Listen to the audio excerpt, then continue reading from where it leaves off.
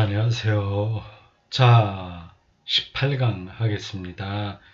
114쪽입니다. 소제목, 탐색은 결코 끝나지 않는다. 입니다.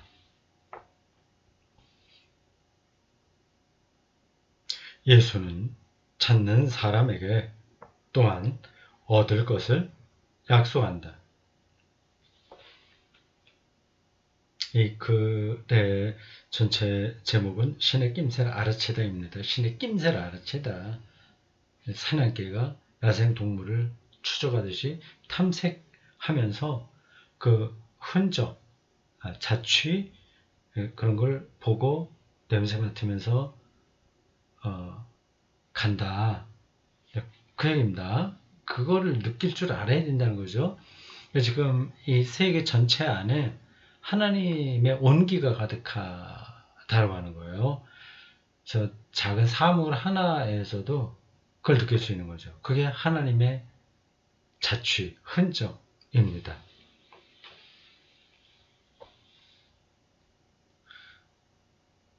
예수는 찾는 사람에게 또한 얻을 것을 약속한다. 누가복음 11장 9절 찾으시오. 얻을 것입니다. 두드리시오. 여러분에게 열어주실 것입니다.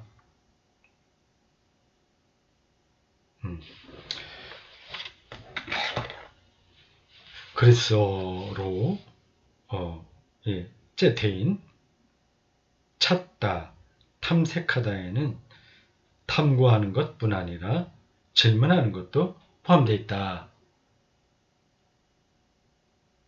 이와 비슷하게 라틴어 크베러레에도 크베러레라고 발음하지 않고 꾸에러레 이렇게 하죠. Q, U, A, E, R, E, R, E 이렇게 되죠. Q에는 그 다음에 U가 늘 따라다닙니다. 독일어로는 그 U가 이럴 때 V 발음 나요. 네. 크벨레 할 때 Q-U-E-L-L-E 이렇게 돼요. 그걸 이제 라틴어나 뭐 영어나 뭐 이런 걸로 발음하면 꾀엘레 그러게 되는데 독일어로는 크벨레 이렇게 됩니다. 여기는 라틴어로 꾀르레 이렇게 되죠. 이 라틴어에도 찾다만이 아니라 묻다의 의미도 있다.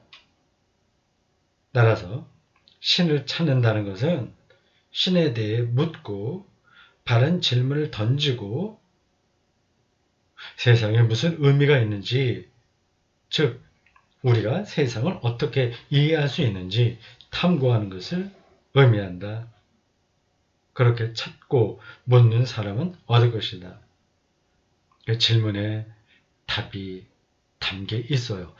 질문이 정확하다면 답도 그 안에 들어있습니다. 답이 저절로 이렇게 주어진다는 게 아니라 질문하면 그 정확하게 되어 있으면 그 방향으로 나가게 돼서 대답이 있는 방향으로 나가게 된다는 거죠. 그런 사람은 자신이 탐색한 것을 발견할 것이다. 이걸 우리에게 익숙한 용어로 바꾸면 구도, 정진이라고 할 수 있습니다. 라틴어로 in venire, 이 라틴어로 얻다, 발견하다에는 원래 무언가로 가다, 누군가를 또 무언가를 만나다, 누군가로 들어가다 라는 뜻이 있다. 어원을 설명하고 있습니다. 그런 방식으로 이제 탐색의 본질을 알려주는 겁니다. 예수의 말씀을 보면 찾는 것은 두드리는 것과 관계가 있다. 그리고 얻는 것은 열리는 것과 관계가 있다.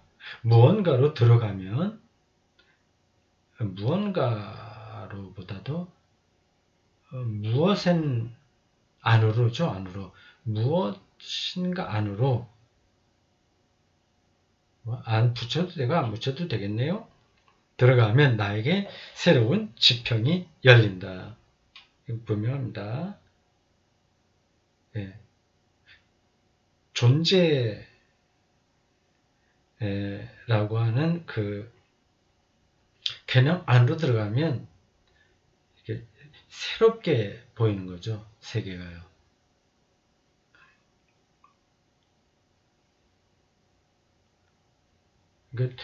소유하는 방식으로 세계를 이해하다가 존재하는 방식으로 이해하는 겁니다.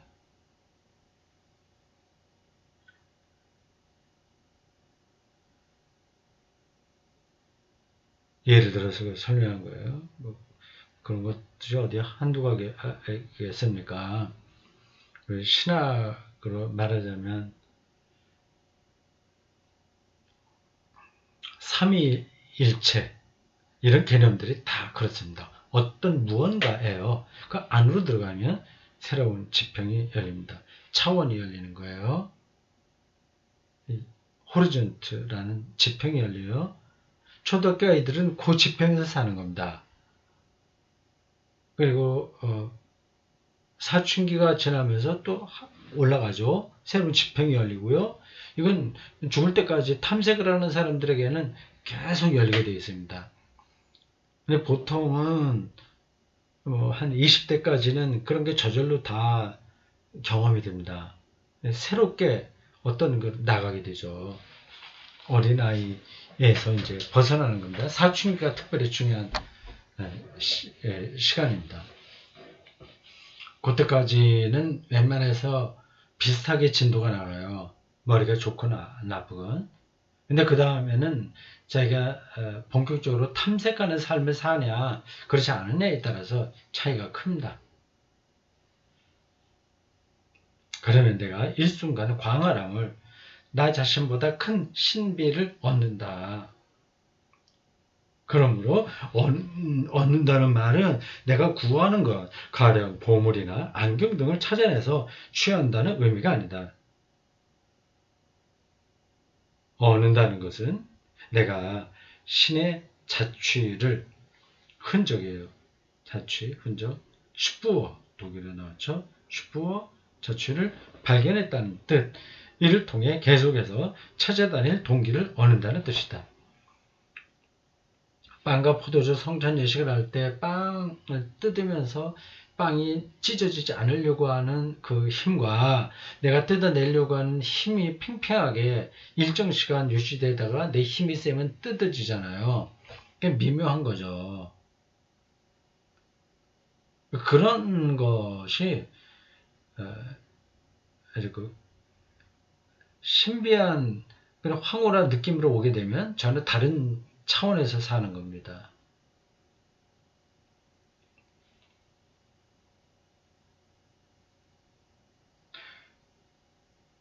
베네딕토에게 수도자란 한평생 하나님을 탐색하는 사람이다. 수도회는 다 그렇죠. 다시 말해 수도자는 하나님을 아직 발견하진 못했다. 수도자는 자신의 삶에서 하나님의 자취만 발견했을 뿐이다. 이건 좋은 표현입니다. 어느 누구도 하나님을 발견한 사람은 없어요. 그 흔적을 우리가 볼 뿐이죠. 그리고 이 사실은 근데 그 흔적이 하나님이죠. 사실은 이 사실은 수도자에게 하나님을 진정으로 찾을 때까지 언제까지나 탐색할 것을 독려한다. 산행개가 흔적을 맡으면 더 열심히 찾아가잖아요. 그걸 전혀 없으면 그냥 어리둥절하게 있어요. 근데 냄새와 흔적을 알면 순살같이 그쪽으로 가는 거예요. 우리가 그러한 신의 흔적을 느끼고 사는 건지 아닌지 이게 중요합니다.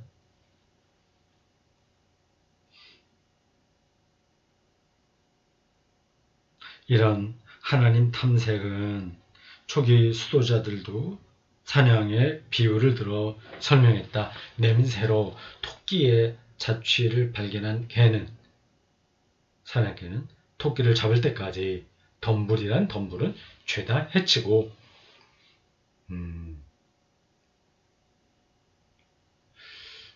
동전 하나 잃어버려서 그 등불을 켜고 찾는 어떤 여자에 대한 비유가 비슷하군요. 가시덤불과 엉겅퀴도 해치고 흔적을 추적한다.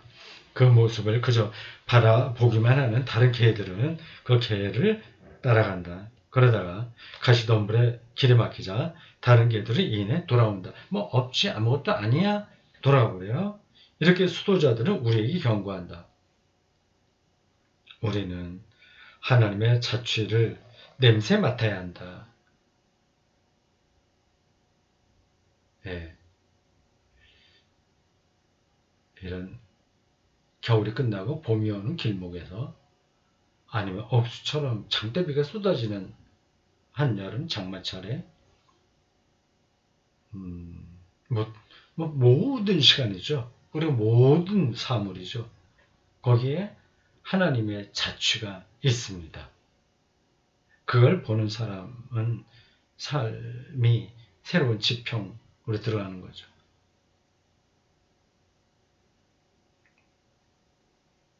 가시덤불로 가로막혀서는 안 된다. 하나님을 진정으로 체험할 때까지 흔적을 뒤쫓아야 한다. 그러나 이런 하나님 체험도 결국 최후의 것은 아니다. 하나님 체험은 하나님과 온전히 하나 될 때까지 그 자취를 늘 새롭게 뒤쫓도록 우리를 독려한다. 예, 맞습니다.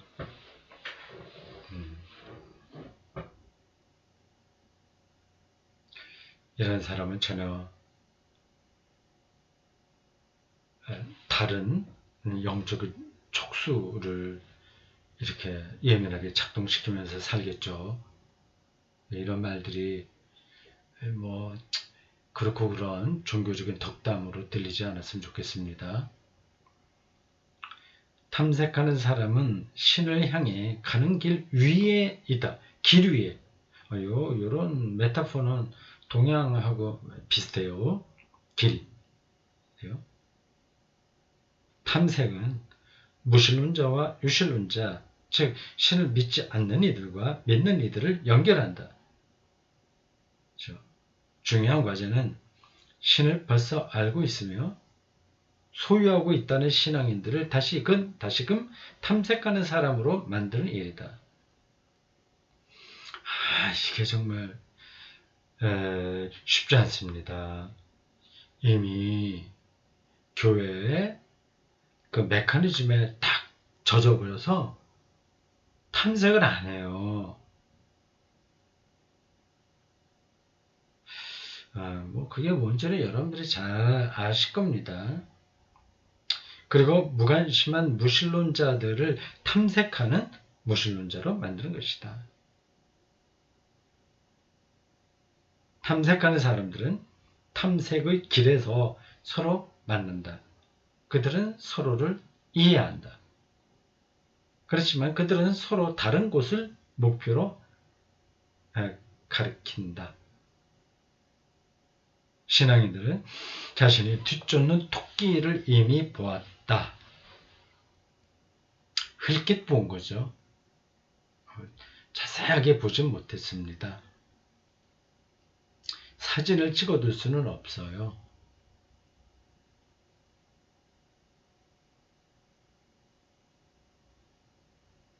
무신론자는 토끼의 냄새만 맡았을 뿐이다. 표현이 재밌네요. 신앙인들은 보았고 무신론자는 냄새만 맡았다. 그럼에도 둘 다 같은 길을 따라간다. 뒤쫓는다. 그 길에서 그들은 함께 달리고 서로 의지하고 격려할 수 있다.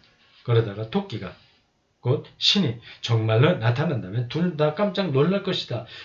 놀라죠. 자기들이 생각했던 거하고는 다르니까. 신은 그리스도인들이 상상한 모습과도 또 무신론자가 떠올린 모습과도 언제나 다를 것이다. 그래도 그 둘은 불가해한 신의 신비를 있는 그대로 둘 것이다. 그들은 신을 차지하려 하지 않으면서 그 앞에 엎드릴 것이다.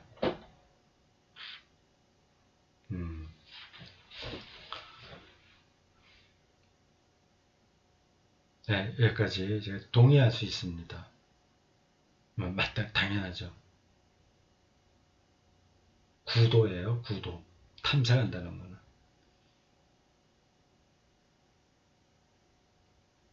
뭐 그런 것들은 도사, 연하는 사람들이나 에게나 필요한 거지. 우리 기독교인들은 믿는 게 중요하지 않냐 이렇게 말할 수 있습니다. 근데 이게 믿음이 광신은 아니죠. 탐색을 전제하고 믿는 겁니다. 자, 그건 그렇게 두고 다음 소제목 탐색하고 질문하다. 이미 말했듯이 질문하는 것은 탐색하는 것의 일부다. 우리는 인간으로서 늘 묻는 존재이기도 하다. 우리는 다른 사람에게 삶에게 생명이죠. 생명에 대해 신에 대해 질문을 던진다.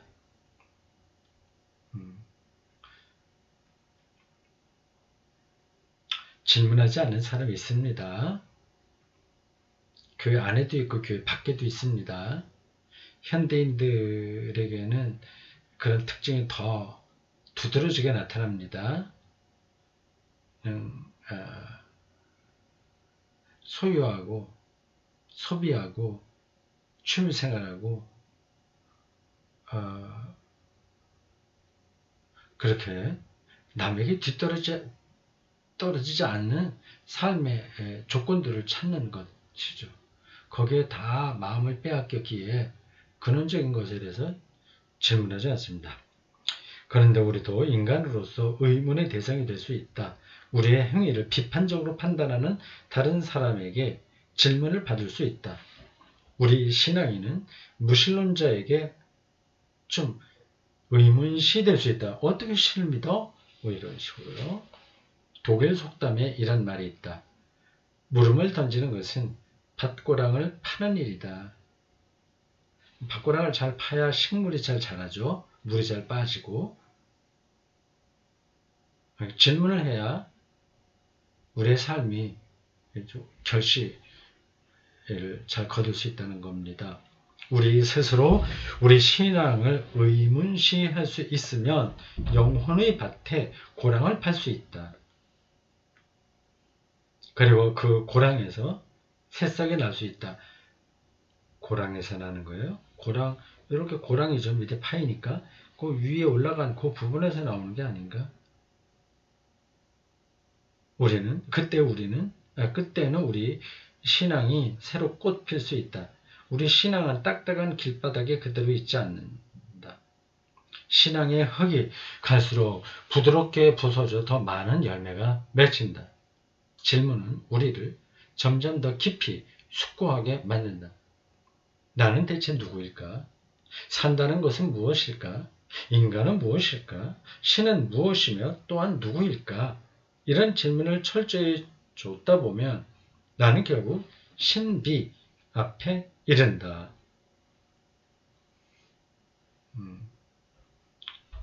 이게 뭐고라고 하는 화두를 가리킵니다. 결국 화두는 답을 딱 얻는 게 아니에요.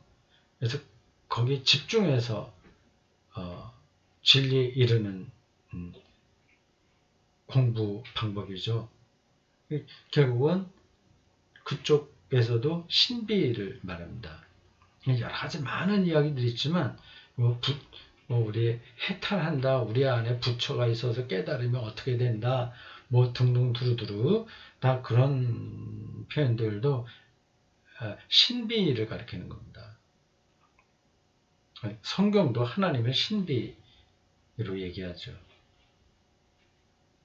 예를 들어 나는 누구일까라고 물을 때 온갖 피상적인 답변, 남자, 수도자, 작가, 독일인 뭐 등등등 이건 피상적이라고 이 사람이 얘기하는 거 알죠? 그 자체가 자기는 아닌 거죠. 자기를 둘러싸고 있는 조건들이죠.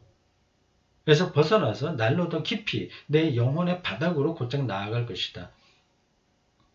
거기에서 나는 어떤 답변도 얻지 못할 것이다. 나의 진정한 자기는 항상 신과 연결되어 있다. 이걸 뭐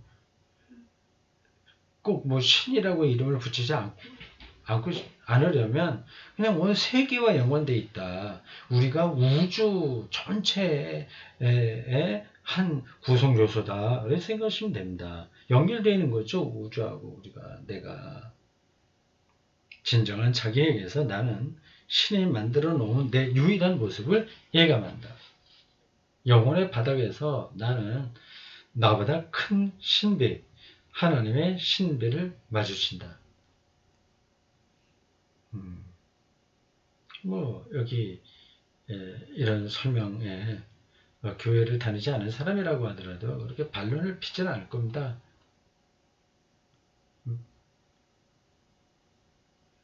여기서 하나님의 신비라는 말을 다른 걸로 바꿔도 돼요. 생명의 신비라고 해도 되고요. 존재의 신비라고 해도 되고 양자역학의 신비라고 얘기해도 됩니다.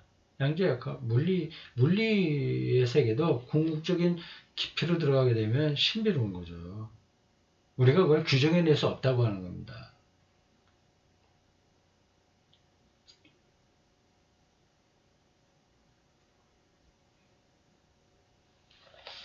그러므로 묻기를 멈추지 않는 것이 중요하다.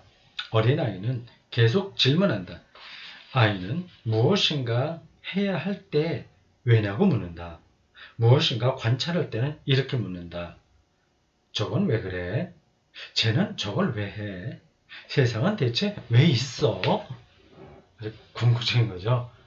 아이들이 시원적 세계와 아주 즉자적으로 연결되어 있기 때문에 그렇습니다.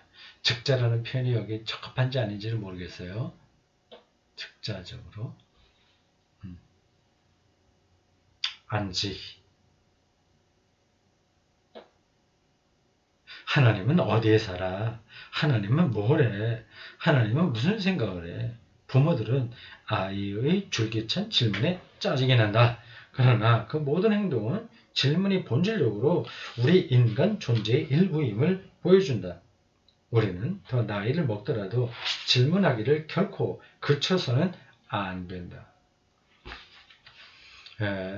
다시 한번 말씀드립니다.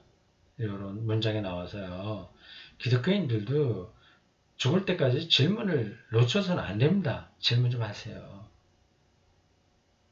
이 믿기만 하면 되지 질문 왜 하냐? 이건 잘못된 신앙입니다. 그럼 목사들도 신자들이 질문할 때 그걸 좋은 쪽으로 이해를 하셔야 되고 또 자기가 다 답을 못해도 괜찮아요. 그거 어떻게 다 합니까? 다 일반 신하나 목사나 다 길 위에 있을 뿐인데요. 질문하는 한 우리는 탐색의 길 위에 있는 것이고 계속해서 살아있게 된다. 질문을 거치는 사람은 내적으로 멈출 것이다. 내적으로 멈춘다는 건 내적인 생명이 끝난다는 얘기입니다. 내적으로. 다음 소제목 놀라고 열리다. 의아하게 여기고 놀라워하는 것은 질문하는 것에 속한다. 이건 칼바르트도 신학적 실존인가 뭐 어디 제목에 그래서 놀라움이라고 얘기를 했어요. 그 비슷한 내용입니다. 그리스 철학자 플라톤과 아리스토텔레스는 놀라워하는 것이 모든 철학의 시작이라고 말한다. 놀라워하는. 멋진 표현이네. 하나님 앞에서 갖는 태도하고 똑같습니다. 반면에 스토아학자는 현자는 지혜로운 자는 더 이상 놀라워하지 않는다고 말한다. 그래서 그 놀라움이라고 하는 건 서로 다르게 이해해서 이렇게 얘기하겠죠. 왜 스토아 철학자라고 해서 놀라움을 별로 중요하게 생각하지 않겠습니까? 현자는 그것을 원인을 탐구할 계기로 삼기 때문이다. 그리고 원인을 알아내면 놀라워하는 것이 그친다. 이 두 태도는 오늘날까지 이어져 왔다. 충분히 탐구하기만 하면 모든 인과 관계를 알게 될 거라고 사람들이 생각하는 사람들이 적지 않다. 그러면 의아하게 여기고 놀라워하는 일도 더 이상 존재하지 않는다. 오늘 냉소적이고 합리적이며 계몽적이고 지성적인 사람들이 이런 스토아 철학적인 입장에 많이 서 있죠. 뭐 그거 뻔하지 뭐. 그래 모르는 그걸 알면 그런 거지. 뭐 그래 그건 뭐 어떤 거지. 뭐 이렇게 처리하고 넘어가죠.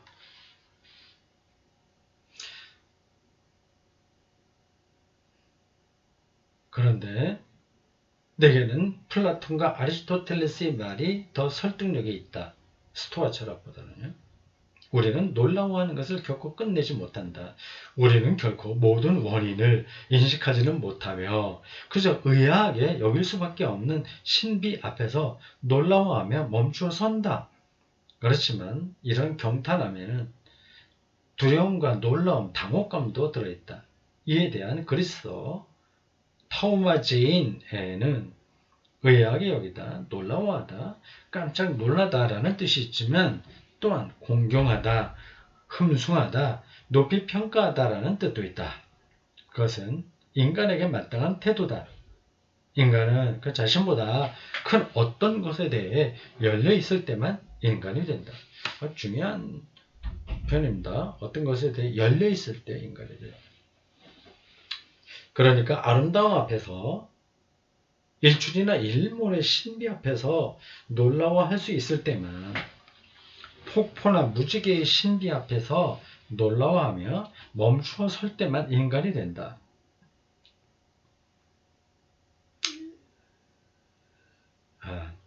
중요한 대목입니다.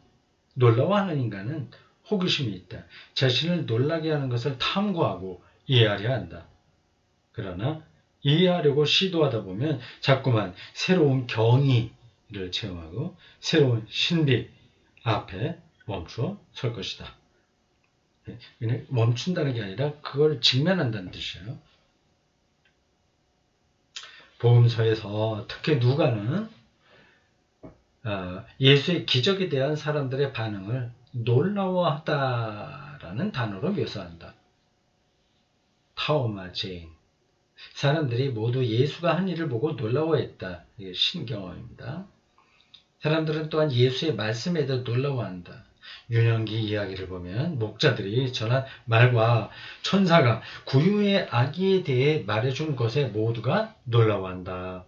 누가복음 2장 18절.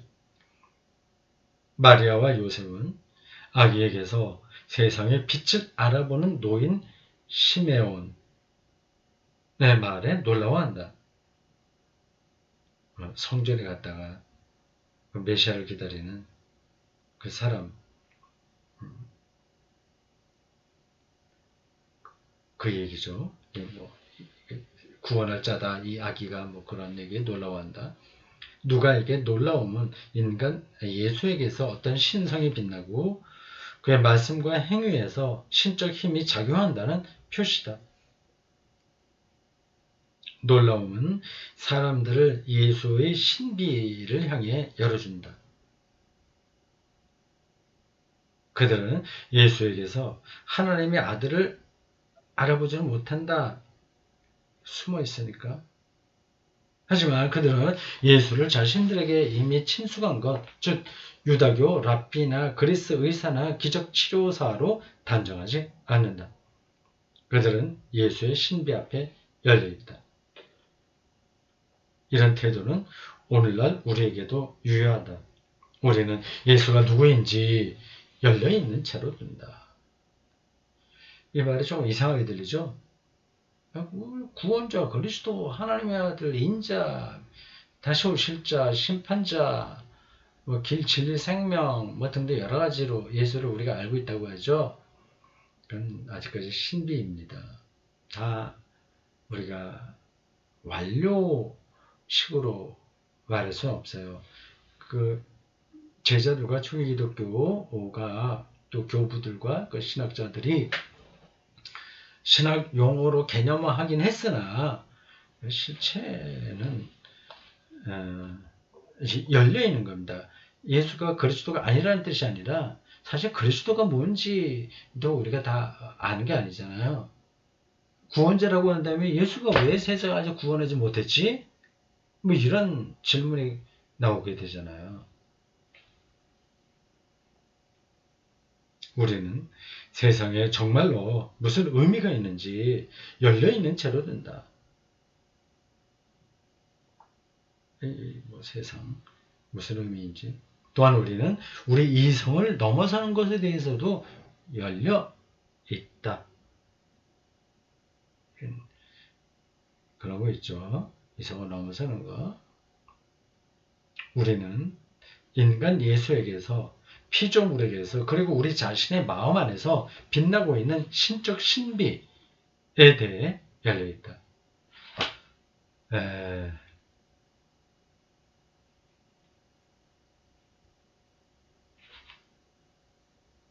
도움이 많이 되는 글이었습니다. 여러분들 다시 또 한번 개인적으로 읽어보십시오. 수고했습니다. 여기까지입니다. 오늘 마치겠습니다.